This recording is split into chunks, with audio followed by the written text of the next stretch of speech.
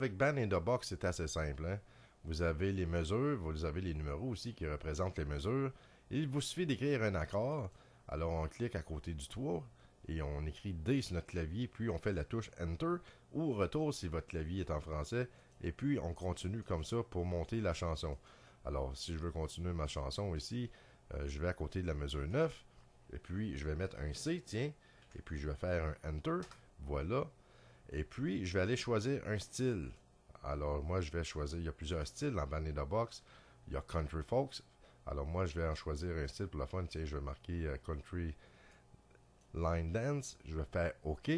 Alors, mon style est bien là, prêt à jouer. Alors, il me reste seulement le tempo. Alors, je vais faire Play. Vous allez entendre ce que je viens de produire comme ça, là, rapidement, là, sans même avoir aucune idée en tête.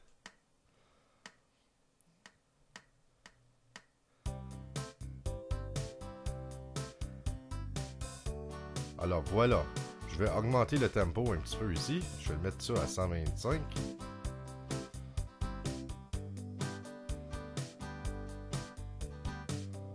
Je trouve ça rapide un petit peu, je vais le baisser de 1. Encore trop rapide, je vais le baisser encore. Voilà, c'est la bonne vitesse. Alors j'ai mon morceau de compléter. Il me reste seulement à compléter la chanson. Et puis une fois complété, je fais sauvegarder. Je vais créer un fichier MIDI. Alors, je vais aller sur File. Ici, dans le menu, j'ai plusieurs options. On peut avoir un fichier MIDI que tous les instruments vont être sur une piste, si vous voulez, pour les drums, ou avoir les drums sur des pistes séparées. Moi, j'aime bien utiliser cette option parce que ça me permet de modifier, mais ça me donne plus de contrôle quand je travaille avec Sonor. Alors, pour l'instant, je vais marquer Drums on Separate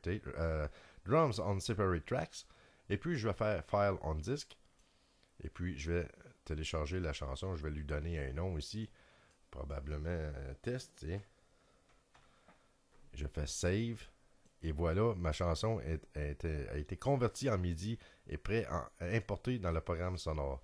Alors voilà, un petit cours, une petite introduction rapide sur comment travailler avec Band in the Box. Mais n'oubliez pas de lire les instructions. C'est la meilleure façon d'apprendre le programme parce que c'est un programme très intéressant. Il y a beaucoup de choses à apprendre avec ce programme-là qui est Band in the Box.